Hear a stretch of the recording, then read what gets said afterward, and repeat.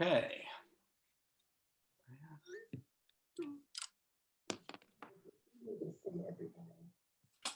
More coming in here.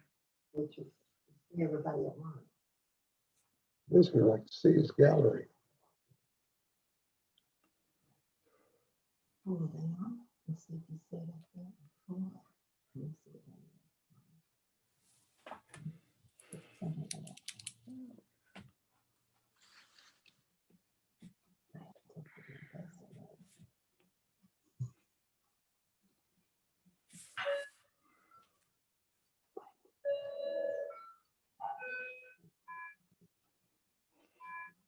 Wayne Briner, how are you?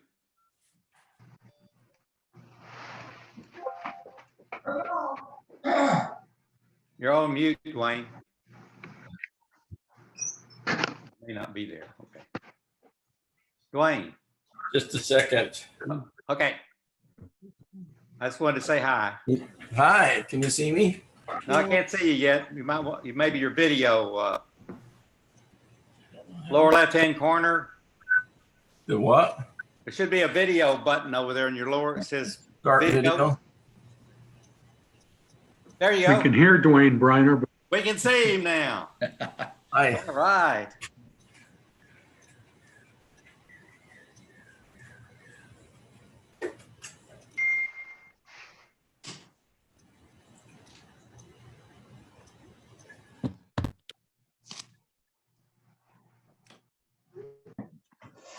I think this is my 4th Zoom meeting today.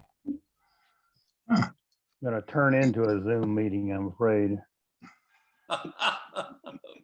Zombie. Oh my gosh. Yeah. They're saying that we're getting Zoom fatigue. They coined a term for it. I'm there. oh, yeah. I'm there.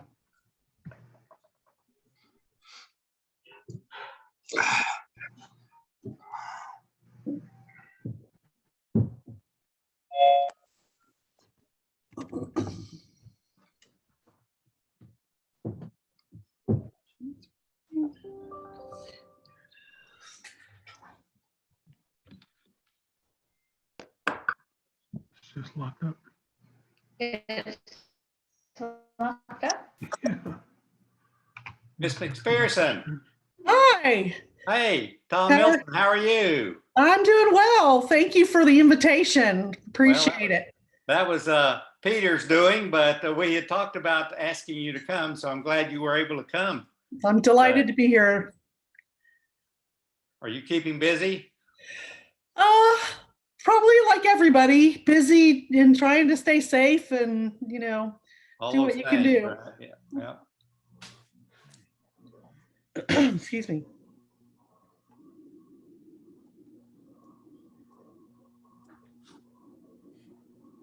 Give everybody a minute or two more here and we'll get started.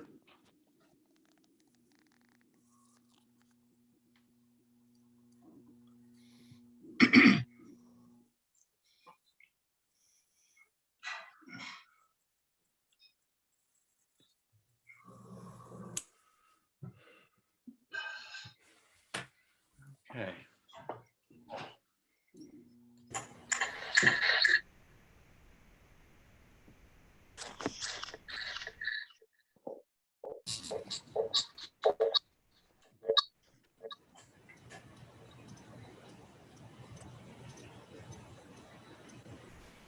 Doing pretty good here.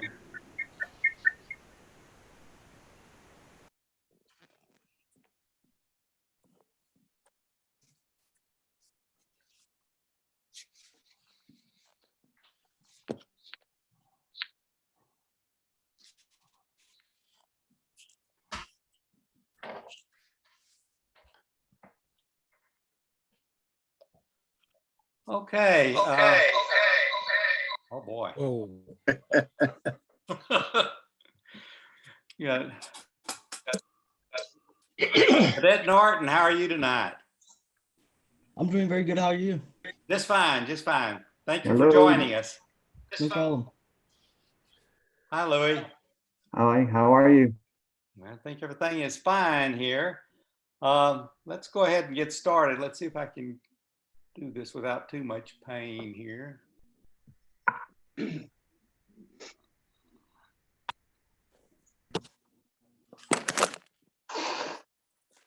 Yeah.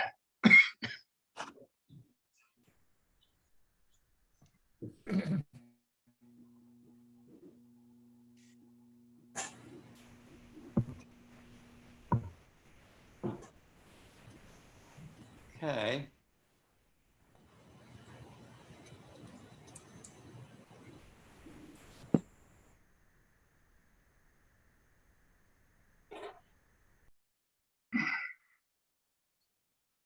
We'll get all these buttons quite right here. Okay, let's see. Share screen.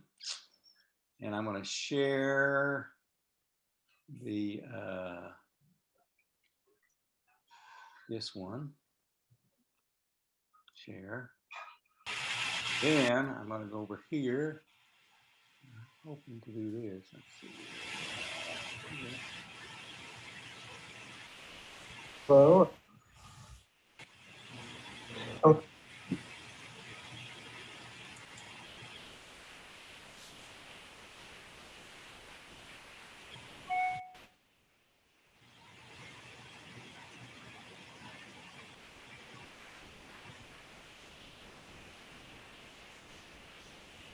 Okay, here we go now, I think.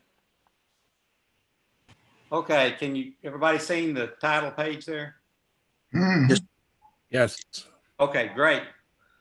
All right, so wanted to first off welcome everybody to the meeting tonight here. Really excited about this meeting. We've got several things going on. I think we'll start out here. Not yet. So Chaplain Babs, could you please give us the invocation? yes, let's pray. Almighty and everlasting God, we ask you to be with this meeting tonight of the Sons of the American Revolution, assembled here by way of a visible meeting. We ask that you give our officers and members your special blessings and help us in our work to share our patriot ancestors' dream of a nation dedicated to serving the people with your love and affection and of humility and justice for all. We ask your special blessings on those who are not able to be with us tonight for whatever reason. But we ask all this in the name of your Son, Jesus Christ. Amen. Amen. Amen. Okay. So compatriot Lacey, could you lead us in the pledge, please? I pledge allegiance to the flag Flag. of the United States of America States of America. and to the republic To the for which republic it Which stands, stands one one nation, nation, under under God, God, indivisible, indivisible, and with with liberty liberty and justice for all. Thanks, Al. Compatriot Uribe, could you lead us in the pledge to the Texas flag? Yes, can you hear me? Yes. yes. Honor the Texas Honor the flag. Texas flag. Pledge I pledge to allegiance I pledge to allegiance thee, to thee, one state, Texas under God, state, under God, one indivisible. indivisible. Okay, and now the pledge to the SAR. Compatriot McClellan, can you lead this, please? Be happy to. Join me in the pledge to the SAR. We, Descendants of the heroes of the American Revolution, who by their sacrifices established the United States of America, Reaffirm our faith, Prince- the principles of liberty, and our constitutional republic, and solemnly pledge ourselves to defend them against every foe. Okay. Oh, that's good. So again, welcome everyone to the meeting tonight, all of our guests and our members. We have several things tonight, and we have, I think, what you'll find is an extremely interesting presentation from Carl Flowers. So With that, let's go ahead and get the meeting started. The first thing I'd like to do, or we'd like to do, is I'd like to turn it over to compatriot Juarez, and he's got an R.O.T.C presentation to make. Good evening, everyone. We have the R.O.T.C medal originally approved in 1933 as a silver medal for the college or university level cadets. Bronze medal was authorized in 1965 for the JROTC program for high school or secondary cadets. This medal endeavor to foster the principles of citizen shoulder exemplified by the Minutemen. And this recipient is from Allen High, Cadet Lieutenant Colonel Edward Newton. How you doing this evening, sir? I'm doing very good. Happy to have you with us. Anyways, like to read your bio, if you don't mind. No, that's okay. And anyways, as we were saying, Lieutenant Cadet Colonel Norton is attending Allen High, where he is studies primarily focused on engineering and robotics.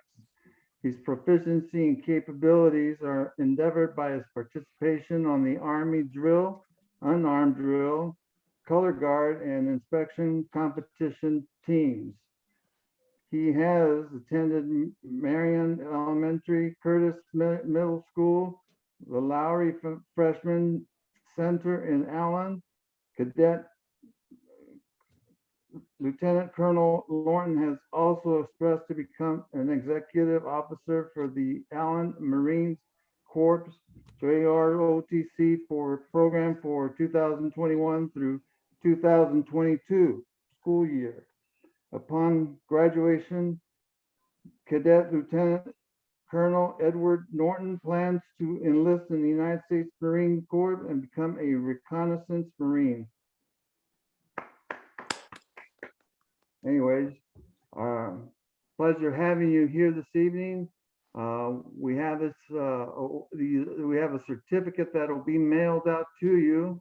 It's you can see it here, and we also have the medal that is to accompany that. That it will be sent to you. I'll be getting that information, or we have that information already, and we'll get that off to you. But congratulations, we're awfully proud of you, and glad to have you with us this evening. If you like, you have any questions, or would you like to say something to the group? No questions, but I just want to thank you guys very much for choosing me, and I really appreciate it. Thank you, sir. Thank you.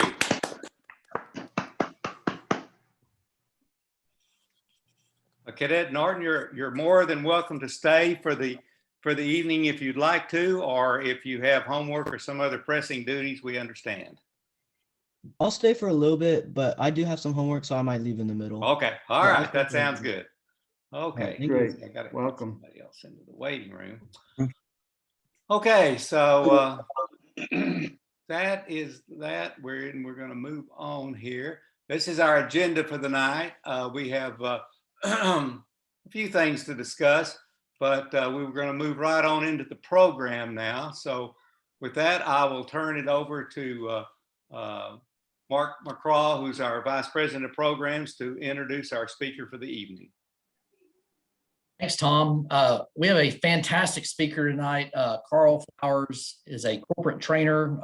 He is a speaker. He's been doing this for about 35 years now. He is a historian. He has given speeches here in America, up in Canada, and in the UK. And his presentation tonight is on the untold stories of American independence. And with that, I give you Carl Flowers. Thank you, Mark. Okay. Let's see. I've got, you have to stop sharing. There Yep. we go. There you go. All right. Give me a minute. Thank you very much, gentlemen and lady. And it's good to be with you today. I was sharing with mark that this is a first for me.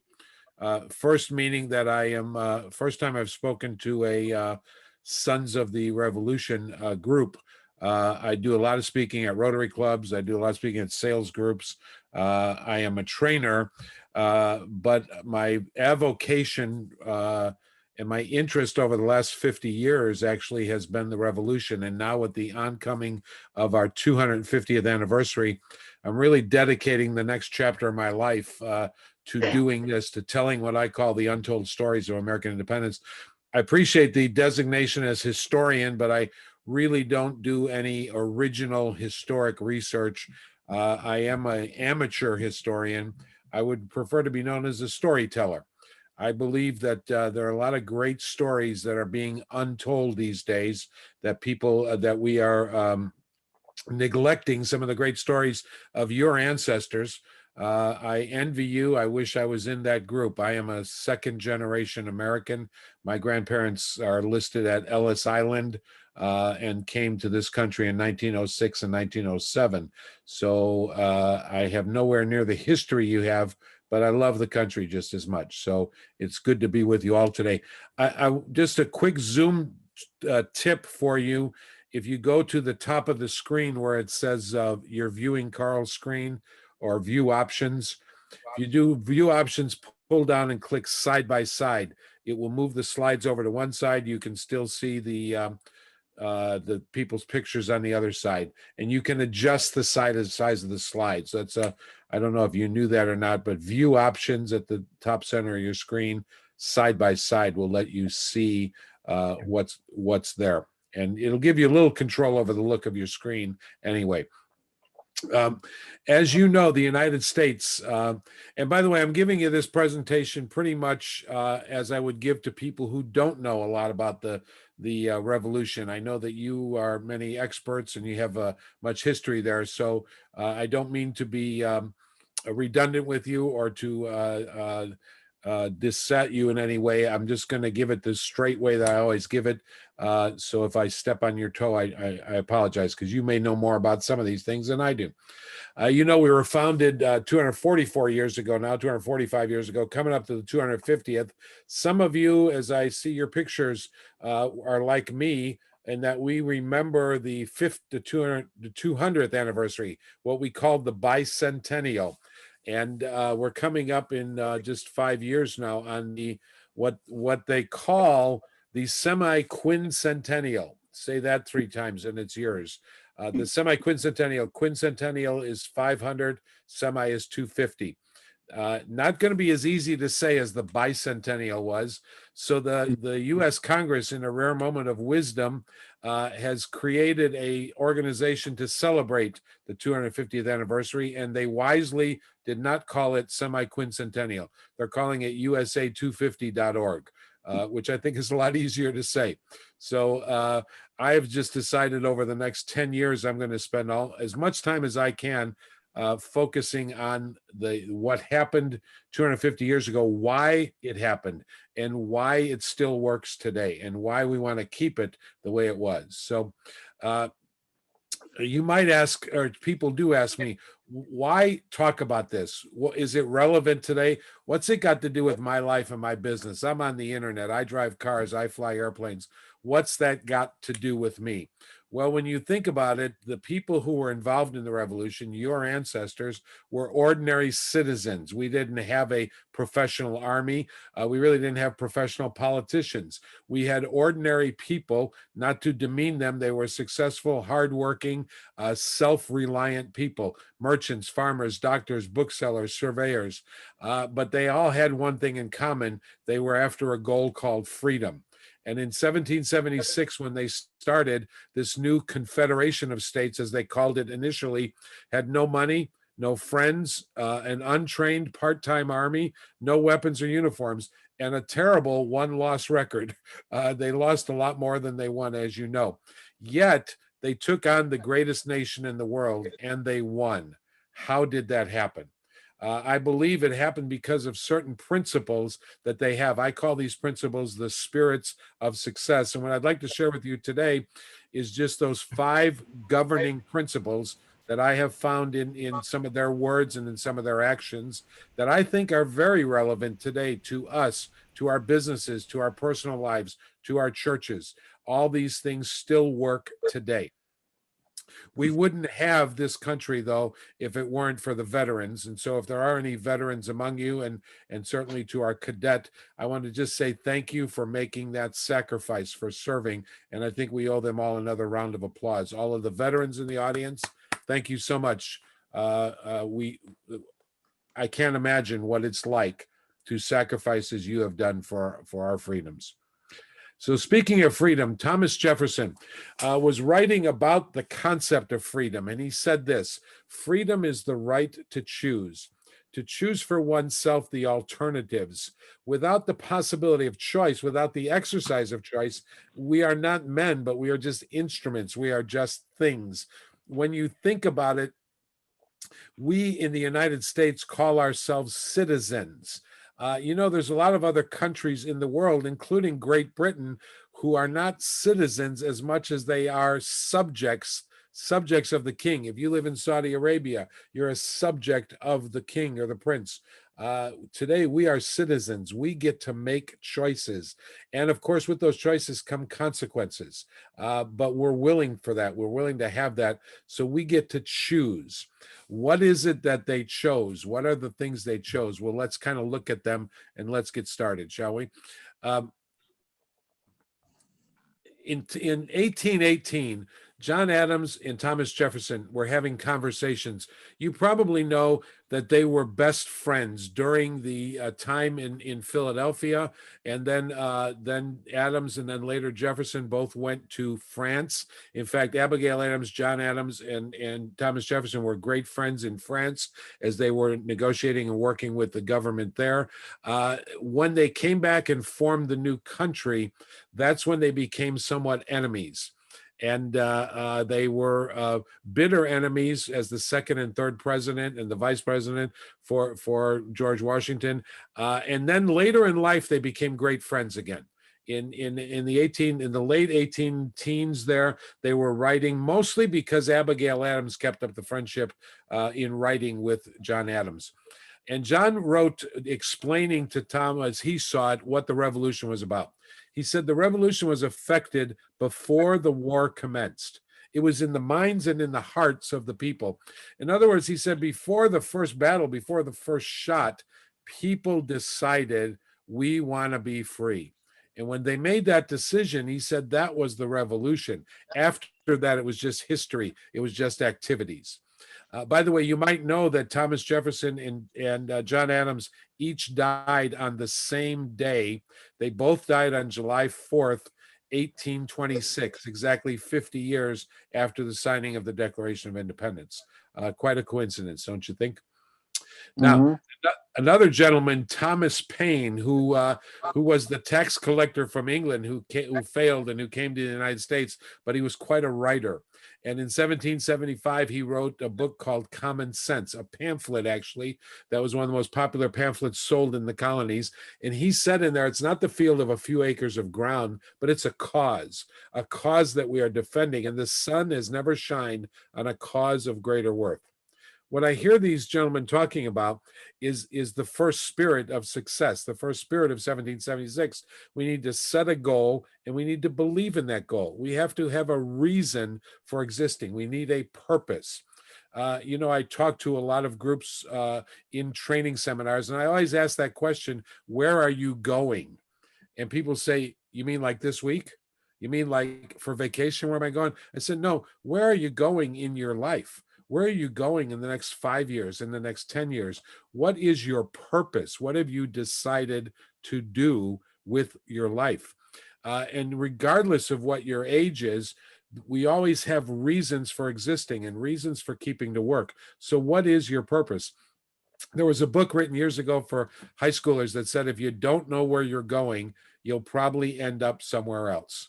And unfortunately, that's a shame for some of our neighbors, some of our friends, some people we work with who really have no mission in life, no purpose. What is your sense of purpose? Your business needs a purpose. Your ministry and church groups need a purpose. Your causes need a purpose. Every goal has to have two things, a what and a when. What is written down? The founders wrote down their goal in this nice document called the Declaration of Independence. I'm going to show you some things they wrote down in just a minute. When you're going to start and when you're going to finish. Sometimes we don't know what the finish date was. Certainly the founders didn't know, but they knew when they were going to start because they signed a document on that day and said, we're officially committed. One other question you have to ask yourself is, why do you want to do this? Why do you want to do this goal, this purpose? Why do you want to achieve this thing? Because the why is what gives you the fuel. So what did the founders want? When you look at the Declaration of Independence, you know that it's a list of grievances. If I'm not mistaken, there's 27 grievances there. This is just several of the more well-known ones. They wanted to pass their own laws. They wanted to elect their own representatives. The king picked the governor. The king picked the tax collector. The king and the parliament decided those things. They wanted to choose their own judges. They wanted to choose a jury of their peers. They wanted due process. All the things that we're talking about today are things that the founders were fighting for. Okay, they certainly, as we know, and most people, the number one thing they think it was all about was taxation without representation, and that was true. But you know, they wanted to trade with other countries. As colonists, they were only able to trade with Great Britain. So there was no what we would call free enterprise. There was no attempt at running your own businesses. You had to get everything from England. In fact, they weren't even allowed to make certain cloths and certain things. They had to import cotton goods from England. But they wanted the ability to be free, to have free enterprise and free trade. Yes, the founders were capitalists. What do you know? So I just ask you that question, what's your purpose? Do you have a book to write? Do you have a person to encourage? Do you have some ideas to share, a cause to support, a charity to help volunteer? How about a letter or a blog to write? I've decided my purpose between now and the semi-quincentennial, now in the next 10 years, possibly the final chapter of my life is devoted to this. More and more, I'm going to be speaking about these things, these stories. So number one, have a goal, have a decision of what it is you want in life, what you're working for, what's your purpose. That's what the founders had. They had a goal and they believed in it. The next spirit comes from, first of all, George Washington, Valley Forge, 1777. This is a picture of Washington on his knees. You know, there are people today who will try to tell you this didn't happen. This is just a legend. Washington really didn't pray in the wilderness like that, in the woods. We know he prayed because the story comes to us from a Tory. There was a Tory nearby in Pennsylvania there in Valley Forge who had lost one of his calves. He was out early in the morning looking for his calf that had gotten away, gotten out of the corral or the pen or wherever it was. And as he came up among some wooded area and he heard on the other side of the bushes some voice, and it was a pretty fervent, passionate voice. So he peeked over the bush to see who it was, and there was George Washington on his knees. He writes in his diary, this Tory, who was against the cause, of course, the Tory writes down, when a man prays this fervently, how can we possibly defeat him? So this was a true story. By the way, if you go to Mount Vernon, you will see a replica of George Washington's pew in St. Paul's Church in New York City. St. Paul's is the little church right next to the World Trade Center that survived the fire of 1776 and also survived the falling of the World Trade Center. And it was where George Washington worshiped every Sunday, and his pew is there also in New York City. George Washington said this: each man has got to behave as 10 men if this nation is to survive. We've got to do the work of 10 people, each one of us, if we're going to make it. Those of you who own your own businesses know what a struggle it is to be a business owner. You have to do so many other things that you don't have people to do.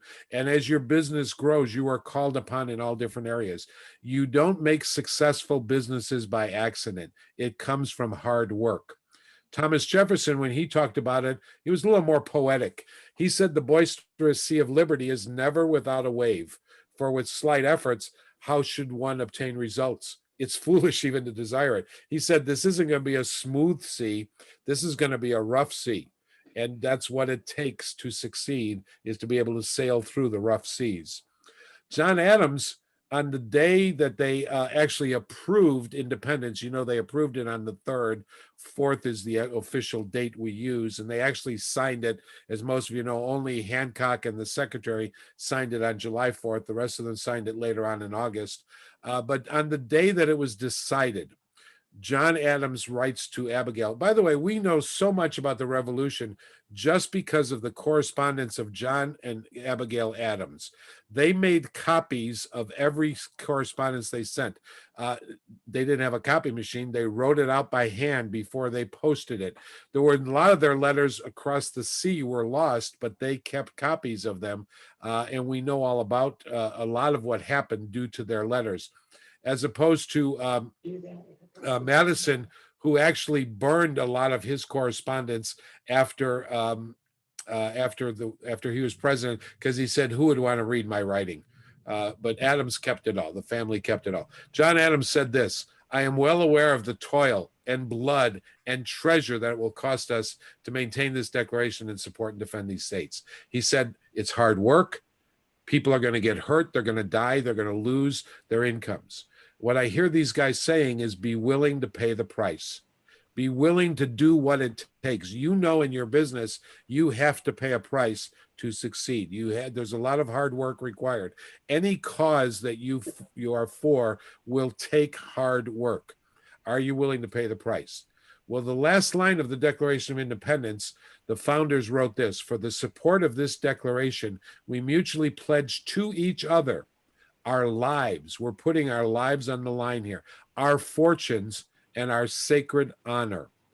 Today, when we write things in threes, the first thing is most important. In the 1770s, when they wrote things, the last thing they wrote was most important. More important than their lives and their fortunes was their word. They gave their word, their sacred honor. You probably have seen this. I've got this from Rush Limbaugh's father, who wrote the list of what happened to the 56 signers of the Declaration of Independence. 5 were captured and tortured. 9 fought and died for their wounds. 2 lost sons. 2 had their sons captured. 12 had their homes and their farms pillaged and burned. People like Morris lost all his money. One of the richest men in the colonies used all his money to finance the revolution. Are you willing to pay the cost? When we measure cost, we say, how long will it take? How hard will it be? And how much money will it cost us? So what are you willing to give up to get what you want?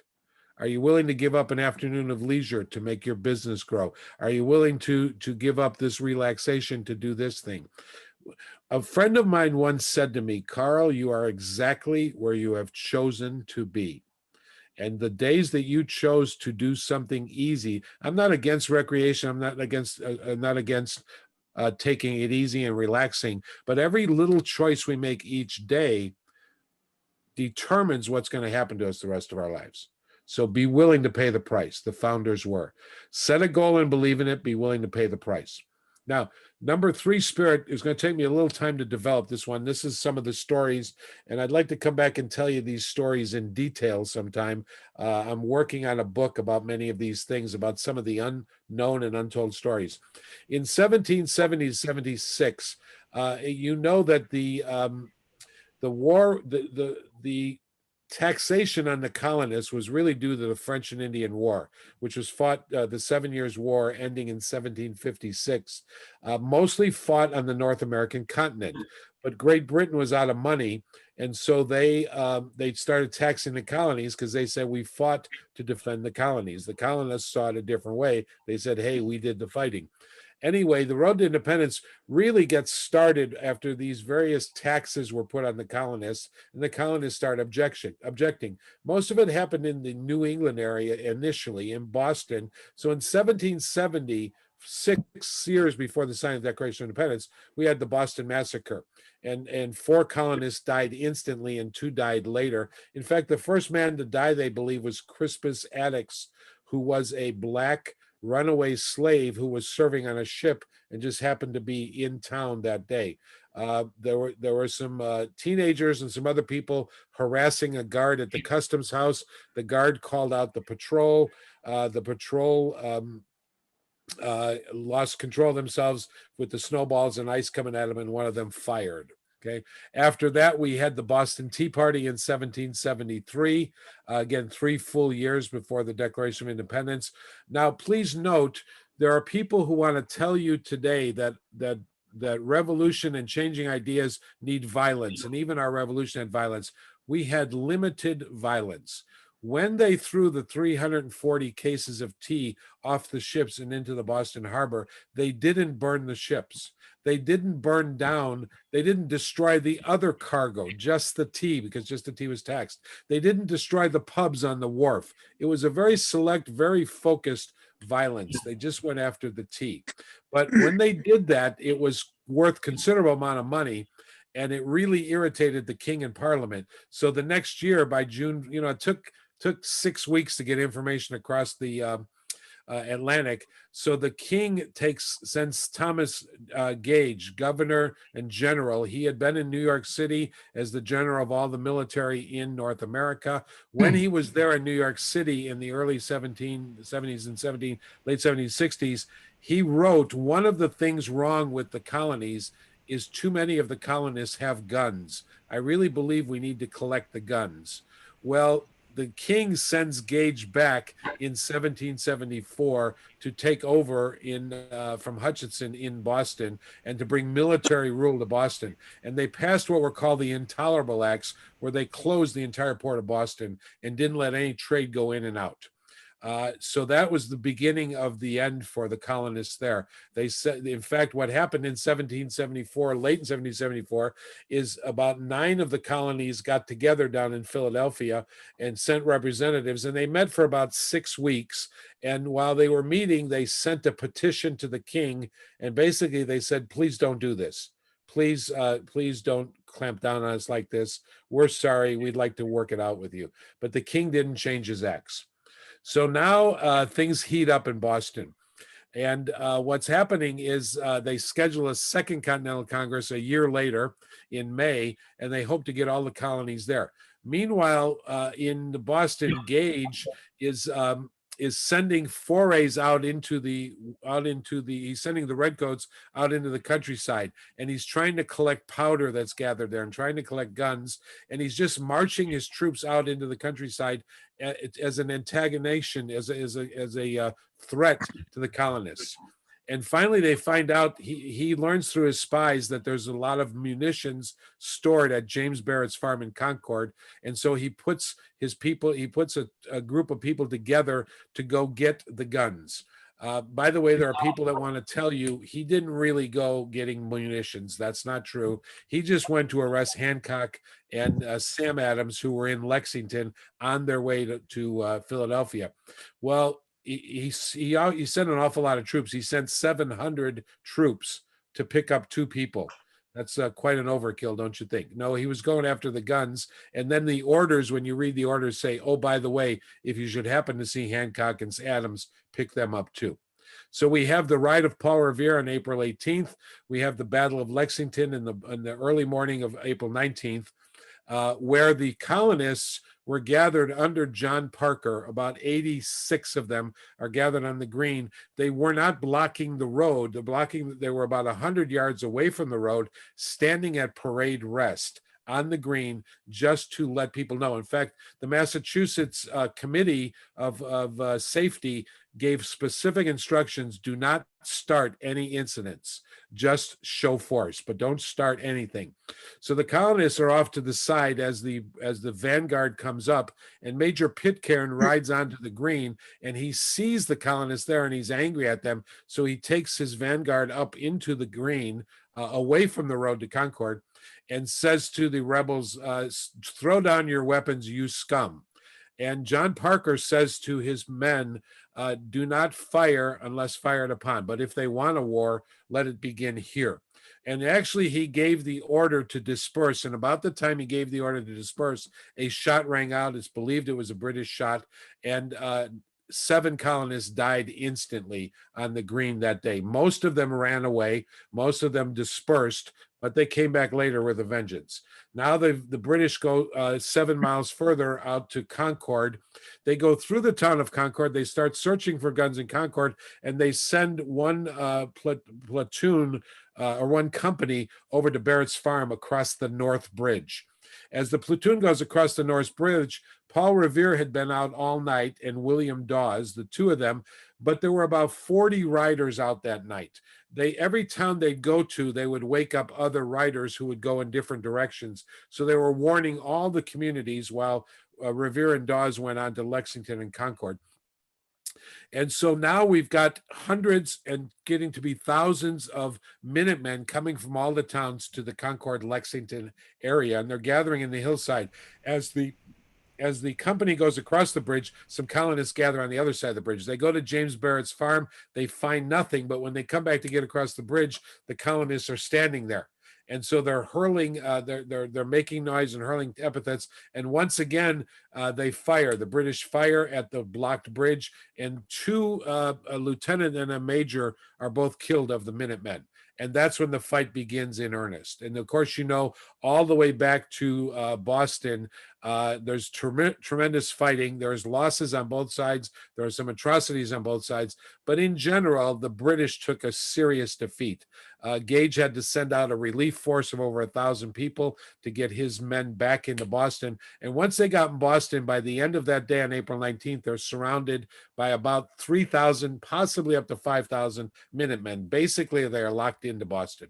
Meanwhile, the Second Continental Congress starts meeting in May down in Philadelphia. And while they're meeting down there, the colonists up in New Jersey, up in New England say, hey, let's go get Fort Ticonderoga. So Ethan Allen of the Green Mountain Boys and Benedict Arnold go and capture Fort Ticonderoga without firing a shot in the middle of the night. So now they've conquered that fort. That's on May 10th. After that.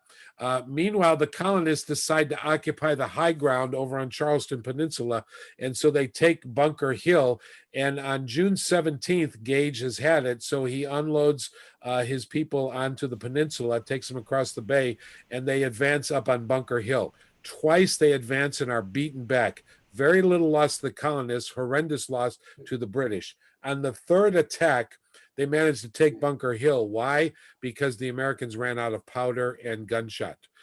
In that battle, the gentleman standing here in the blue coat is Joseph Warren, Dr. Joseph Warren, one of the leaders of the Committee of Safety in Boston, could have been a general. He is killed in that battle. It's our first great loss. That battle takes place. The word gets down to Philadelphia, and down in Philadelphia, George Washington is appointed commander of an army. He doesn't even know what the army is, but he wanted the job. He shows up that day in full uniform, indicating he wanted that job. So the British lose another defeat. They conquer Bunker Hill, but they really lost. Washington now is sent to Boston. He gets there sometime in July of 1775, and he starts figuring out, how do we get the British out of Boston? And it takes him a full 9-10 months, because he can't, although he's surrounded, he can't attack. There's no place he can attack. The British have too much great gunfire, too much firepower. So meanwhile, they approve an invasion of Canada. Benedict Arnold and General Montgomery go up and take Montreal. And then they also, Montgomery takes Montreal in October and November. And on December 31st, New Year's Eve, 1775, Benedict Arnold attacks Quebec City at the base of the walled city, at the foot, at the gate. And he's shot in the knee, and the attack fails. Had he not been shot, possibly Canada could have been our 14th colony. Who knows? All this is going on. And meanwhile, a bookseller in Boston, a guy named Henry Knox. He's described as a corpulent gentleman. He's a young man. He reads books. He has the old London bookstore. All of the British officers come to his bookstore to get publications. Once the city is occupied, he has to flee. But he's been a spy, and he's been reading books about artillery. So they make him a captain of the artillery. And he has this idea. He goes to George Washington. He says, there are 52 cannon about 300 miles away up in Fort Ticonderoga. If we go up there in December, once the snow falls, we we could put them on sleds and bring them over the Adirondack Mountains and back into Boston, and we'd have cannon here to chase the British out. Washington doesn't think it's going to work, but what else could he do? Gives him some money, says, go get the cannon. So Henry Knox, it's a great story. I'd love to come back and tell you. Henry Knox goes to there. They cross the Hudson River 3 times. He buys oxen. He buys sleds. They lose some cannon in the Hudson River. They have to go down and drag them up, cross the river 3 times, over the mountains on the snow. But they bring them back, and on March 3rd and 4th, they put them up on top of Dorchester Heights at the south end of Boston, and in secrecy. And on the morning of March 5th, they fire a gun and they hit one of the ships. And the British realize they can't defend Boston anymore. So they negotiate a peaceful departure. And on March 17th, they evacuate Boston. March 17th, of course, is St. Patrick's Day, but it's known in Boston as Evacuation Day, the day the British left Boston. Now, all of this is going on. All of these activities are going on. Meanwhile, down in Philadelphia, the founding fathers are representatives to the Continental Congress, Second Continental Congress. They're having committee meetings, discussions, speeches. They're writing papers and having a great time discussing, but nothing's happening. Abigail Adams, one of my favorite characters, writes to her husband, John, and here's what she says. John, I think we have too many high-sounding words and too few actions that correspond with them. You guys are talking about it down there. We're doing it up here. We just sign the paper and let's get moving. Benjamin Franklin was a little more practical. He said this: the person who attempts many things makes many mistakes, but they never make the biggest mistake of all, that of doing nothing. You see, the people acted even before the Congress. Even before we had we the people were making it work. The spirit I hear them talking about is action sets you free. It's action that builds your business. It's action that promotes your cause. In life, we have the law of physics. Inertia, objects at rest tend to stay at rest. Momentum, objects in motion tend to stay in motion. Get into action. Even if you're doing the wrong thing, in the act of doing something, you accomplish things, you get things done. So 3 spirits of success: set a goal, believe in it, be willing to pay the price. Action sets you free. The 4th spirit comes from several people, starting again with Thomas Paine.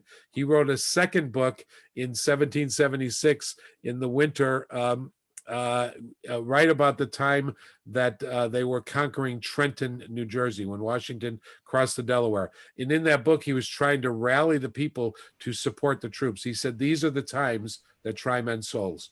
Tyranny, like hell, is not easily conquered. Yet we have this consolation: the harder the conflict, the more glorious the triumph. He said, we can do this thing. Ethan Allen, who conquered Fort Ticonderoga with Benedict Arnold, Ethan Allen and the Green Mountain Boys, he said this. He said, the enemy gave out. The enemy spread the word that I was crazy, that I didn't have enough men, but my vitals held sound. He said, I didn't listen to what other people said. I knew what had to be done, and I believed in it. General Nathaniel Greene, who was Washington's right-hand man throughout almost the entire Revolution, he was known as the Fighting Quaker. He got kicked out of the Quaker Church when he joined the militia and became a general, and one of the best, most dependable generals Washington had. When he described it, he described the defeat after defeat after defeat. He said this: we fight, we get beat, we rise up and we fight again. We fight, we get beat, we rise up and we fight again. But the spirit I hear here is be determined to press on regardless of what obstacles you're against, regardless of who says they're against you, regardless of anything that goes wrong. You need to keep fighting. You need to keep pursuing that dream. You need to keep building your business. And how do you know that the next call you make, the next person you talk to, the next door you knock on isn't the one that's going to make the difference in your business or whatever your cause is? Don't ever give up on things you believe on. Keep fighting regardless. Press on regardless. One story that I'll tell you briefly, it finishes on February 25th, 1779, when a flag is raised over Fort Hamilton to be named Fort Patrick Henry in Vincennes, Indiana. When they raised the American flag, it was called Fort Sackville, and then it was named Fort Hamilton for Governor Hamilton. When it was raised in Vincennes, immediately the area of 5 future states came into the United States. So if you are lived in or have ever been to Wisconsin, Michigan, Illinois, Indiana, Ohio, that was all captured by a gentleman on February 25th, 1779, and 175 militiamen from Virginia and Kentucky. They called this man the conqueror of the Northwest. That was called the Northwest Territory. The Indians called him Long Knife. Some of his detractors called him a drunkard. We called him, his mother called him Colonel George Rogers Clark. And George Rogers Clark went to Patrick Henry, governor of Virginia, which claimed Kentucky, and said, we need help in Kentucky defending because the British are sending Indians into our country to scalp us, and they're paying for the scalps. So they put together an expedition, and it was secret orders from Patrick Henry to George Rogers Clark to not only protect Kentucky, but to try and take some forts along the Ohio and the Mississippi, Cahokia, Kaskaskia, and Fort Vincennes. And when he did that, then he had secret orders to go attack Detroit and totally kick the British out. He never made it to Detroit. We didn't get Detroit back really until the War of 1812. But it's quite a story because once he captured Fort Vincennes, then he moved back over to Kaskaskia facing St. Louis, and the British came down and captured it again. And in the dead of winter, in February, when nobody fights, George Rogers Clark writes to Patrick Henry and says, the case is desperate. I either have to leave because in the spring they will reinforce, or I have to attack now with the few men I have. Great things have been effected by few men well conducted. And it's an epic story, one of the greatest stories in American military history, of a 200-mile march that took almost 3 weeks over flooded southern Illinois, up to their waists in water, carrying their rifles above their heads.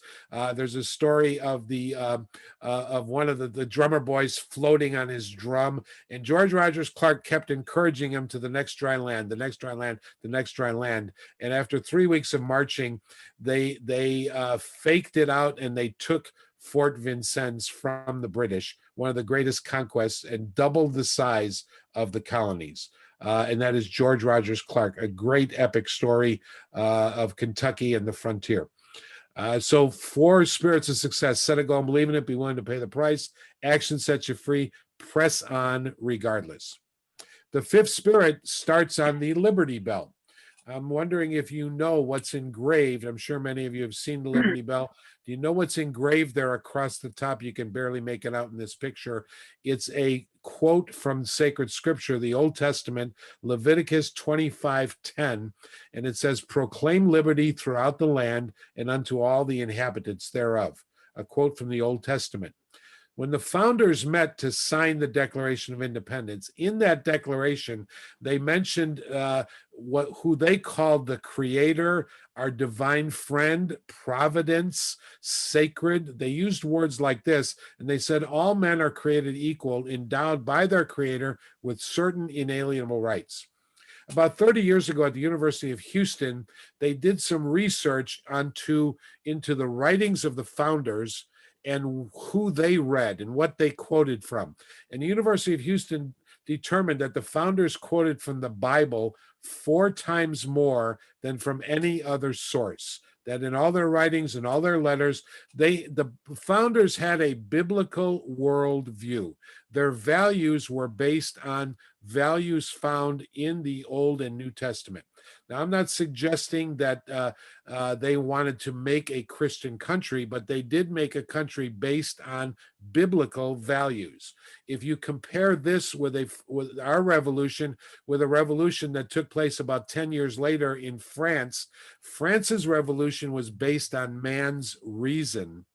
The American Revolution was based on a biblical worldview, and they established a government based on that. I recommend that we embrace the values of the fathers, because the fathers believed, the founding fathers and mothers, the founders we call them, believed in God we trust.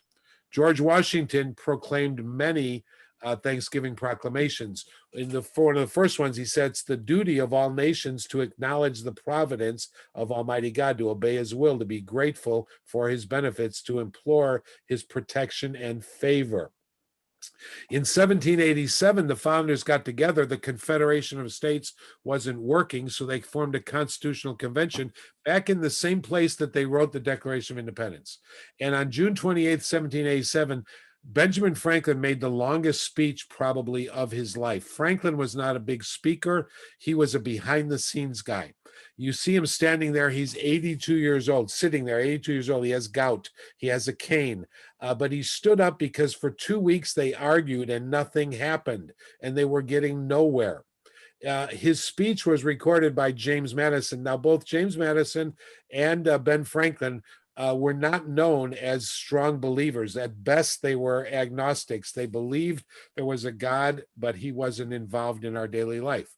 But this is what Ben Franklin said when the Congress couldn't make any decisions. He stood up and said this: how has it happened that we have not thought once of applying to the Father of lights to illuminate our understanding? In the beginning of our contest with Great Britain, when we had danger, we prayed in this room every day for divine protection, and our prayers were heard and answered. And have we now forgotten that powerful friend? Do we imagine we don't need his assistance? I've lived a long time, and the longer I live, the more convincing proof I see of this, that God governs in the affairs of men. You can read the entire speech in the Library of Congress. It's there. In his farewell address, George Washington said this: of all the dispositions and habits that lead to political prosperity, religion and morality are indispensable supports. In vain would a man claim patriotism if they tried to disavow or subvert these great pillars of human happiness. So my suggestion is, in God we trust as the fifth spirit. Let's embrace the values of the fathers, not any specific religion, not any brand of religion. The founders wanted all religions to be free here, but we wanted to acknowledge the presence of Almighty God. And they did that in almost everything they wrote. In fact, 39 of the 56 signers of the Declaration of Independence had seminary degrees. Kind of amazing. Set a goal and believe in it. Be willing to pay the price. Action sets you free. Press on regardless. In God we trust.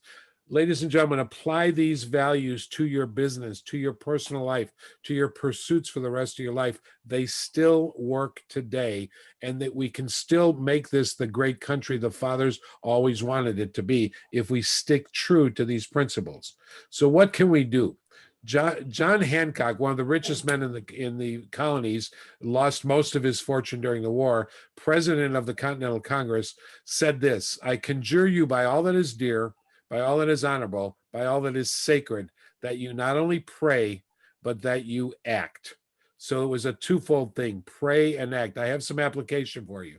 Number one, read and share the stories of our country's history. I'm going to attach a quote sheet in chat, and I'll be glad to send it by email to anybody who can't download it from chat. But all the quotes I gave you in their full length will be on this sheet. Read and share these stories. Share them with other people.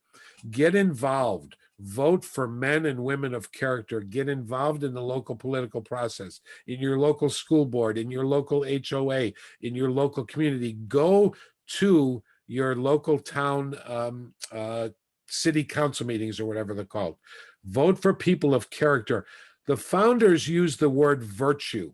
The founders believed that in order for a republic to work, when we send people in our place to make decisions on our behalf, that's representative government, that's the republic. When you do that, you better send people of virtue, so that you know they're making the right decisions. How did they know they were a virtue? Well, in the original, all 13 states, in every single one of the original 13 states, in their original constitutions, they had a requirement that said, in order to hold public office in this state, you must be a member in good standing of a local church. They didn't care what church. They just believed if you were in a local church, you'd be accountable and you would have values in your life and you'd make good decisions. And finally, if you're a praying person, pray for our leaders. Pray for the people in office and pray for those people who are working every day to keep us free. Certainly, I would just ask you to recommend me to any group that you know about that's looking for a speaker. Church group, men's group, ladies group, doesn't matter to me. Any place I can talk about these stories and the founders, I would love to do that. I'm on Facebook. CarlSpeaksTruth at Gmail is my email. I am CarlSpeaksTruth on Facebook. I've started a little, we kind of got behind in the COVID, in this pandemic, but I'm going to be doing a regular podcast of short stories. I've got some larger stories posted on YouTube. You can subscribe to my YouTube channel, and soon I'll have a podcast. And I would love to have you as followers. Also, I would love to interview some of you for future podcasts and tell me the stories of your ancestors so that we can spread them on the internet. And so anybody's interested in that, I'd love to talk to you about it. I really appreciate the time. I hope I haven't extended my welcome too much and you still have time to do your business. I am so thankful for your ancestors, your relatives who did so much and sacrificed so much so that we can live, and specifically I, my family, and you and your families can live today in a free country where we practice liberty and free enterprise, and we're able to make our own choices and live with our consequences. So I thank you very much, and please call on me anytime. Please get in touch with me. I'll be glad to come back anytime and tell you some of the specific stories I alluded to. Yeah, I have 30-minute presentations on many of those stories I'd love to tell you in the future. So, Tom, I guess I turn it back over to you. Yeah, or more, yeah, that's fine. Yes, does anyone have any questions for Carl? Love to take questions. You'll find out how much I really don't know and that you probably know more than I do. And look, I'm a storyteller. I know that I'm good at telling stories, and I want to get young people, old people engaged in the stories, because the stories are what we remember. And the stories then cause us to say, why did they do that? Now I understand it. Right. Any questions for Carl? Tom? Yes. This is Jim Johnson. Yes, Jim. I'll send this drawing to you and you can send it to Carl. Oh my goodness. Oh my goodness. That's fabulous. Wow. Thank you very much. Okay. Yeah, You're welcome. James. Thank you. James, Thank I need to get a tricorn hat. I need to talk to you. I want to get a tricorn hat. I want to end up, years ago in the 70s, I had a costume. It won't fit me now, but I had a girlfriend of mine sewed one for me, but I want to do that also. So yeah, they actually sell them at Colonial Williamsburg. That's where I got this one. Yeah, and it's just a flat blank, and then I put the binding and shaped it. You added the stuff to it. Okay, yeah. Great. Thank you. Hey, anyone else? You might check on their website, Carl. I'll do that. Okay, so let's see here. If you can. Thanks. I'll stop sharing. There you go. Okay, yeah, and I'm going. And I will put in chat that document that gives all the quotes, and you should be able to download it from chat. And Mark, I have your email address. I'll email it to you. You can email it to anybody that couldn't get it. Excellent. Thank you. Very nice. Thank you. Okay, so Thank you all. Let's see here. And you don't have to be tactful if you have things to discuss that I'm not privy to. I'll be glad to leave whatever you think. Okay, good. Okay, give me just a second here because I got to get my screen back up here. I hope I can do this and share. Okay, so there we are. Okay, so everybody can see the thing that says program, right? Yes. Okay, great. All righty. So, Carl, we'd like to give you a little thing of appreciation. Get that. Thank you. Appreciation for basically for presenting this to us. We'll. Thank you very much. I think I still have your address because I still have the documentation you gave me. It's on there. Yes. Thank you. Okay. So, yep. So I'll be mailing that to you. I think you can be assured that here in the future we're going to ask for. I don't know whether you call this episode 2 or chapter 2 or whatever, but we would like to maybe Well, I'd like to delve. come into, I really like, my favorite is George Rogers Clark. And I've Okay. spent some time in Indiana and I've walked some of those areas. I would love to tell you his full story. George Rogers. He's also known as the founder of Kentucky. Okay. So the All founder right. of Louisville, founder of Kentucky. Yeah. Okay. So that's Daniel how. Boone, Daniel Boone again, worked for him. Yep. Thank you so much. We really appreciate it. A wonderful presentation. And like I said, we'll look forward to seeing you again in the future. And if there's anything that we can do to help you or support you that's within, our charter, et cetera, we'll be sure to contact me or Mark, either one, and we'll see what we can do. Okay. Thanks so much. Okay. So I guess next, we've got announcements here. This is part of our business meeting. The old business and announcements. We're going to have our convention here, our 126th annual state convention. Again, it'll be virtual by Zoom, and everybody knows about that. And I imagine everybody that's planning on going is already signed up to go. There may still be time. If you'd like to go up, you can actually go on the SAR website and sign up if you're members. I'm going, and several of the other members of the chapter here will also be there. So I'll be communicating any significant decisions or just information that impacts the chapter as a result of the conference. I'm looking for a volunteer or two to help me configure and execute a hybrid in-person / Zoom meeting environment for our chapter. So as you see in the next bullet here, we're going to try next time. We'll see how this works out. But we're going to have an in-person meeting where we used to have before COVID at the Spring Creek Barbecue in McKinney on May the 20th. And the speaker for that is going to be a veteran, basically Paul Hendricks, who's I think he's a founding partner of the Veterans Center of North America. So anyway, I think it'll be a very good presentation. So that's what we're going to do.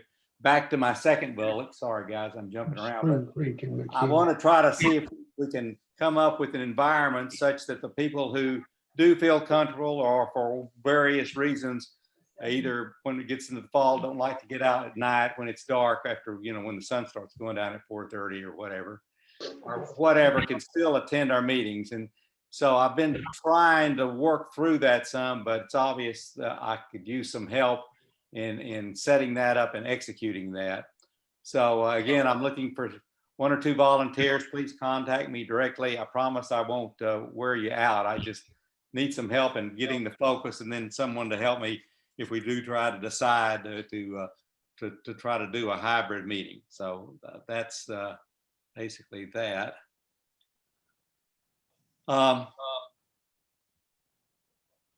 Okay, that's just what I had on the other chart. I just left it in there twice. Oh, is there a question? Okay. Okay. So our new business, approval of the minutes. Our minutes for the March meeting are all posted on our website for all to see. I would encourage you, if you haven't looked at them, to go take a look at what our meetings our meetings that are posted on our website look like, and what we're doing there. And do I hear a motion at this time to accept the meetings as written? So moved. Who was that, please? Pete McClellan. Oh, Pete. Okay. Okay. Thanks. Okay. Is there a second? Second. Who was the second? James Johnson. James. Thank you, James. Yes. Okay. Is there any discussion? Okay. If there's no discussion, then basically, if you would, all those that are in favor of the motion, can you signify by saying aye and raising your hand up with thumbs up? Okay. Aye. Are there any opposed? All right. With that, then we'll basically record that as the motion was approved. Okay. The next. I'm sorry, I'm off one here. We got too many buttons I'm pushing here. There you go. Nope. I'll get there in a minute. Okay. So the next one is the approval of the, basically, to hear the treasurer's report. Ralph Thompson, our treasurer, could you provide us with the report? Yes. The bank balance as of the February report was $2,638.19. We received a direct deposit from Amazon Smiles in the amount of $9.06 on February the 22nd, which brings the current bank account balance to $2,647.25. In addition, we have established a link with Benevolent Causes portal that will allow companies to make donation awards for volunteer service to nonprofit organizations such as ours. For example, Microsoft will donate $25 for each hour an employee reports as volunteer service for our organization. That concludes my report. All right. Thank you, Ralph. Okay. So do I hear a motion to accept the treasurer's report as presented? So moved. Who was that? David Kinsey. Oh, David. Okay, thanks. Okay. And do I hear a second? Second, Pete McClellan. Okay, thanks, Pete. Okay, do we have any discussion on the treasurer's report? Okay, I do not hear any discussion. Therefore, can we take a vote again, same way as before? All the ayes, can you put up your thumbs and say aye? Aye. Aye. Okay. Anyone opposed, say nay. Okay, the ayes have it, so we will record that as the treasurer's report being approved as written. Okay, so let's see here. So I need to go over here. Let's see, comments from our officers. David Kinsey, do you have any comments for the group? Registration for the convention this weekend will close at noon tomorrow. So if you're not in by noon, you're not going to get in.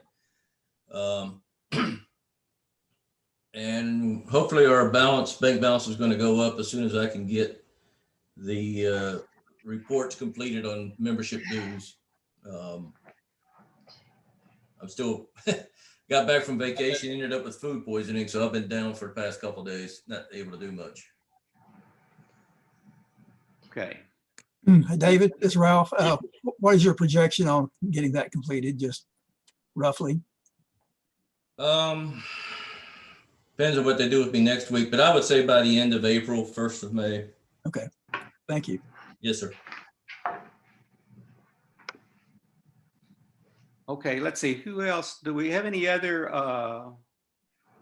state officials, state officers? Oh, no, I was looking.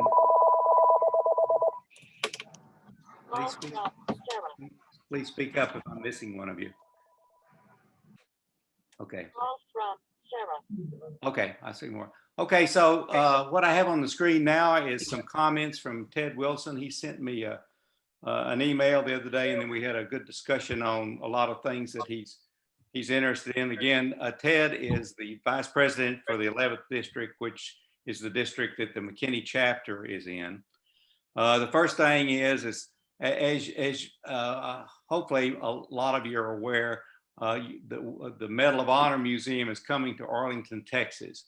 It looks like it's going to be an outstanding facility. In fact, I think, Mark, we do need to get the lady that I've given you information on maybe scheduled to tell us about that. It's going to be right here in our backyard. And I think from basically, I've heard her presentation twice or three times.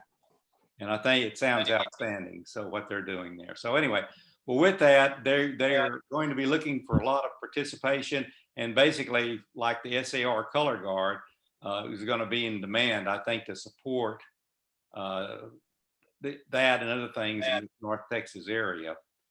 So what Ted wanted to be sure of was that everyone knew of this, and we're looking for more members in uniform. Okay, so we're wanting to try to expand our color guard to have more basically people involved. And so if you have an interest in that, we can work with you to get a uniform. And again, you can either contact Ted or you can, David Kinsey would be happy to discuss this and things they do, et cetera, with you. So either way. Did you get yours over Christmas? I did. You're going to make me wear it too. I am. I got my tricorn hat too. So there you go. I need a few other little touches, but I'm getting close. Okay. So I'm someday I'll surprise you with my uniform on. Okay. So and then basically Ted is also looking for some people to help him. Basically, you know, Frisco is like the one of the largest growing towns in the community, or maybe in the, well, probably in the state, and maybe even a bit more than that. But anyway, he's looking for some people to help recruit and to do some type of a program there for veterans. So I'm gonna see what we can do to see if we can work on that a little bit, get some interest in it. But if any of y'all have an interest in helping me with that, I really would appreciate it. It's more about, you know, places where we can maybe put some brochures, those sorts of things, some activities we could get involved in Frisco with the color guard or other activities, those sorts of things. So I think that any questions on the on this? Okay, so I think we're down now to basically, is there any other business that that we need to discuss from the floor? I got a question. Okay. Us here. Back on the uniform.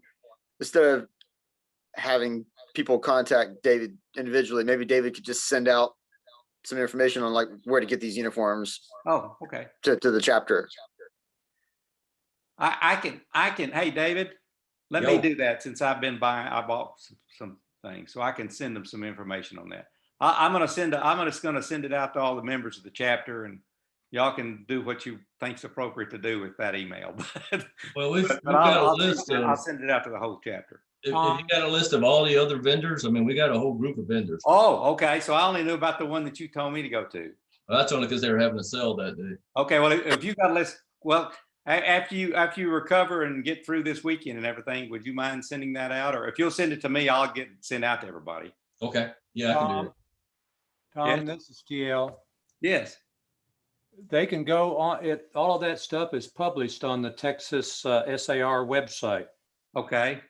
So if you'll just refer them to go to that website, and that whole vendors list, which is about 30 some businesses. Okay. All listed by type of information of what they're looking for and whatnot. So that is already available. Okay. Okay. I'll help some of our members. I'll find it and send the link out so they know where to go to look for it. If there's enough interest, I think probably we could get a meeting set up where we could just talk through that a little bit with people and answer questions. So, but anyway, anyone that's interested, be sure to let me know. Yes, James. On the uniforms, I years ago figured out a way to take blue sports coats and by adding felt trim and everything, turn them into a uniform coat. And I've made something like 9 uniforms and 18th century things, some from scratch. And I think I wrote an article that was in the state magazine, and I'll see if I can't find that. Okay, if you can, you can pass it along to. You're talking about like the blue blazers that everybody wears or used to wear? Right, yeah. Yeah, okay, okay. And as a matter of fact, if you have a vest, I can show you how I can even make tricorns from scratch. Oh my goodness. And I can, this one actually was a blank from Colonial Williamsburg. And I was telling Carl, check on their website and still see if they still have the blanks. Okay. And I'll help you with the blanks if that's what you end up getting. But I used to be very involved in that, and so I would be willing to help on that. Okay, thank you so much. And Tom, right along with that, what James is talking about, there is a business called Crazy Crow up here in Denison. And they have the blank tricorns. And Okay. you can get them already made up as a tricorn, or you can get a flat round one and shape it yourself. Fairly inexpensive. And it's Crazy what? it'll be on that list. Oh, okay, it's on the list. Okay, I'll look for Crazy then, right? Okay. Yep, Crazy Crow. It's on the north end of Perrin Air Force Base. Oh, okay. Okay.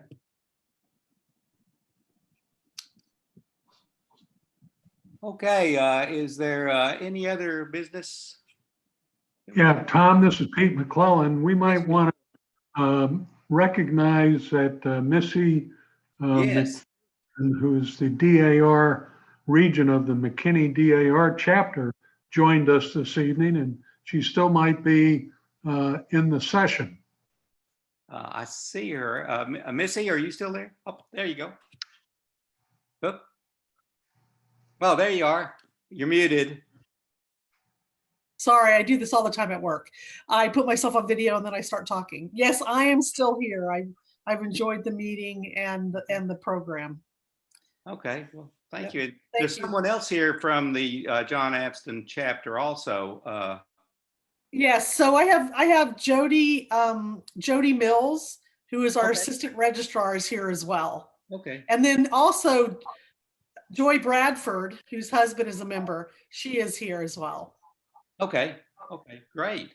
Okay. Thank you so much. And we need to probably get together and maybe do a few more things together here. In the Absolutely. I'll be get in contact with you. Maybe we can chat a little bit about that. Please do. Thank you so Please much do. for joining us tonight. Well, I appreciate the invitation. Thank you so much. It was my Okay. pleasure and an honor. Okay. Anything else? Okay, with that, let's see here. Chaplain Babs, can you lead us in prayer? Uh-oh, did I lose him? Yeah, I'm here. Are you there? Oh, there you go. Okay. Okay. Let us pray. Father, we thank you for this time spent together. And we now ask for your protection and blessings on each of our members as we end this meeting. We ask that you keep us in good health until we meet again. And we ask all this in the name of your Son, Jesus Christ. Amen. Amen. Amen. Thank you, Don. Okay, so David Kinsey, could you lead us in the recessional, please? Sure. Until we meet again, Again, remember our Let us remember our obligations to our forefathers, gave us our Gave us gave us our Constitution, Bill of Bill of Bill of Rights, Rights, and and and independence independence from from court and and nation nation and of the nation of free men. Okay, sounds good. Well, thank you everyone for coming. Very good meeting, and again, we're going to meet in person for those that feel comfortable with doing that for our next meeting, and I'm going to try to see if we can figure out a way to do that also on Zoom. I'm not going to guarantee it at this point, but I'm going to work hard on that this month, the rest of this month here, and see if we can't figure out something. So with that, thank you all for attending, and I basically call the meeting, adjourn the meeting. Thank you. Good meeting, Tom. Good meeting. Thanks, Tom. Tom, I just sent you the website for all that clothing. It's on the public side of the Texas website. Okay. Okay. So, Carl, sometimes if you want to, you can get on the public side. You know, it's of the Texas.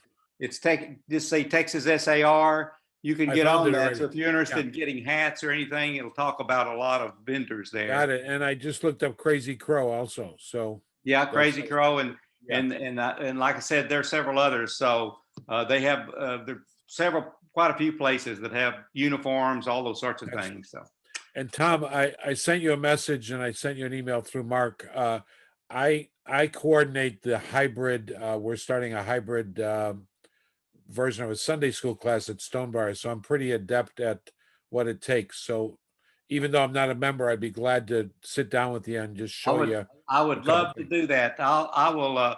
We got a big deal this weekend. I will call you sometime next week. Call me next week. I'd love to sit down with some coffee or something. I'll show you how to do it. Wonderful. That sounds good. Okay. Thank you so much for volunteering. You're very welcome. Thank you, gentlemen, ladies. Thank you, Carl. Thank you. Very Have a good weekend. Bye. God bless America. Good. Right.